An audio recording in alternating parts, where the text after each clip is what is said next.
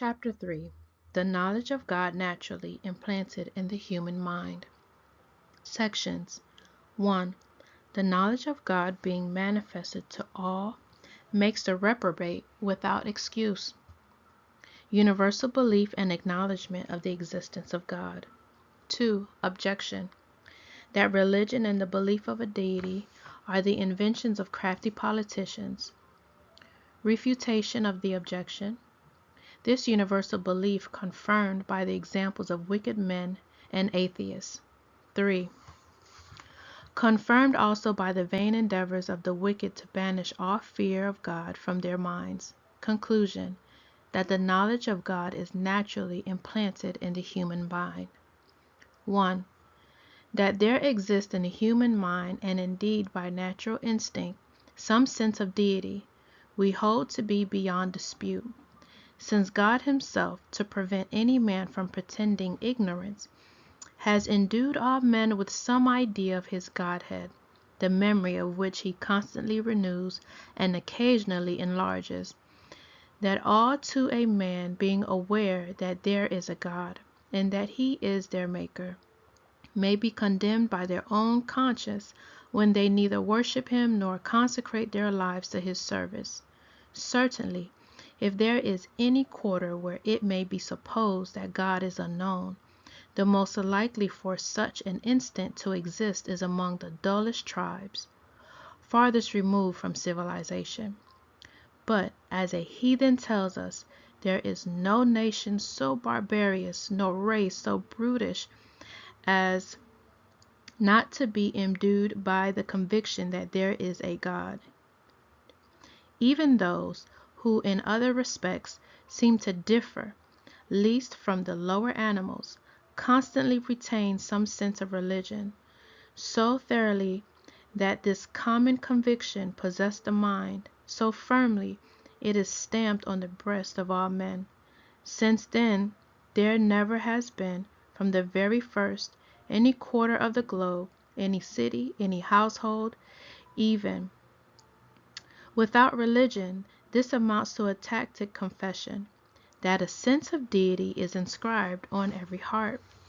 Nay, even idolatry is ample evidence of this fact, for we know how reluctant man is to lower himself in order to set other creatures above him.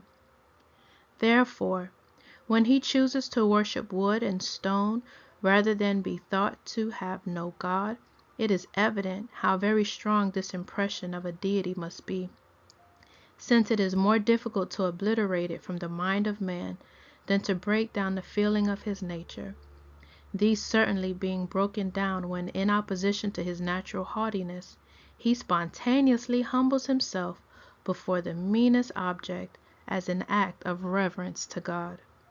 2. It is most absurd, therefore, to maintain, as some do, that religion was devised by the cunning and craft of a few individuals as a means of keeping the body of the people in due subjection, while there was nothing which those very individuals, while teaching others to worship God, less believed than the existence of a God. I readily acknowledge that designing men have introduced a vast number of fictions into religion, with the view of inspiring the populace with reverence or striking them with terror, and thereby rendering them more obsequious, but they never could have succeeded in this, had the minds of men not been previously imbued with that uniform belief in God, from which, as from its seed, the religious propensity springs. And it is altogether incredible that those who, in the matter of religion, cunningly imposed on their ruder neighbors, were altogether devoid of a knowledge of God. For though in old times there were some, and in the present day not a few are found, who deny the being of a God, yet whether they will or not, they occasionally feel the truth, which they are desirous not to know. We do not read of any man who broke out into more unbridled and audacious contempt of the deity than C. Caligula, and yet none showed greater dread, when any indication of divine wrath was manifested. Thus, however, unwillingly he shook with terror before the God whom he professedly studied to condemn. You may every day see the same thing happening to his modern imitators. The most audacious despiser of God is most easily disturbed, trembling at the sound of a falling leaf. How so? Unless in vindication of the divine majesty, which smites their consciousness the more strongly, the more they endeavor to flee from it. They all indeed look out for hiding places where they may conceal themselves from the presence of the Lord, and again efface it from their minds, but after all their efforts they remain caught within the net. Though the convictions may occasionally seem to vanish for a moment, it immediately returns and rushes in with new impetuosity, so that any interval of relief from the gnawing of conscience is not unlike the slumber of the intoxicated or the insane, who have no quiet rest and sleep, but are continually haunted with dire horrific dreams. Even the wicked themselves, therefore, are an example of the fact that some idea of God always exists in every human mind. 3.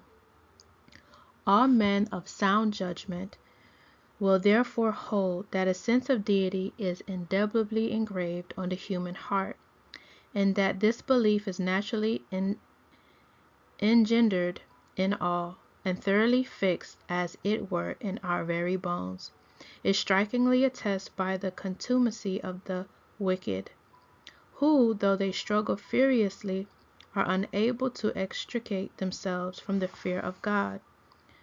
Though Diagoras and others of like stamps make themselves merry with whatever has been believed in all ages concerning religions, and Dionysius scoffs at the judgment of heaven, it is but a Sardonian grin, for the worm of consciousness, keener than burning steel, is gnawing them within. I do not say with Cicero that errors wear out by age, and that religion increases and grows better day by day. For the world, as will be shortly seen, labors as much as it can to shake off all knowledge of God, and corrupts his innumerable ways. I only say that when the stupid hardness of heart, which the wicked eagerly court as a means of despising God, becomes enfeebled, the sense of deity, which of all things they wished most to be extinguished, is still in vigor, and now and then breaks forth, whence we infer that this is not a doctrine which is first learned at school, but one as to which every man is from the womb of his own master, one which nature herself allows no individual to forget, though many with all their might strive to do so. Moreover, if all are born and live for the express purpose of learning to know God, and if the knowledge of God, in so far as it fails to produce this effect, is fleeting and vain, it is clear that all those who do not direct the whole thoughts and actions of their lives to this end fail to fulfill the law of their being. This did not escape the observation even of philosophers, for it is the very thing which Plato meant when he taught, as he often does, that the chief good of the soul consists in resemblance to God, when by means of knowing him she is wholly transformed into him. Thus Grallus also in Plutarch reasons most skillfully when he affirms that if once religion is banished from the lives of men, they not only in no respect excel, but are in many respects much more wretched than the brutes, since being exposed to so many forms of evil, they continually drag on a troubled and restless existence, that the only thing, therefore, which makes them superior is the worship of God, through which alone they aspire to immortality.